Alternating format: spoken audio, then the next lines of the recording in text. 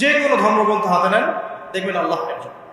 শুধু তাই নয়, বড় বড় রিলিজিয়নগুলোর রিলিজিয়াস স্ক্রিপচার্স যেগুলো আছে, ধর্মগ্রন্থ যেগুলো আছে, সেখানে মুহাম্মদ সাল্লাল্লাহু আলাইহি ওয়াসাল্লাম যে শেষ নবী সেটাও বলে দেওয়া আছে।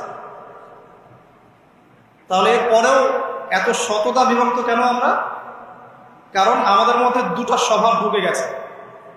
ইবলিসের স্বভাব, সেটা হচ্ছে আবা ওয়াস্তাকবার, আমরা অস্বীকার করছি এবং অহংকার প্রদর্শন করছি, সত্যকে প্রত্যাখ্যান করছি।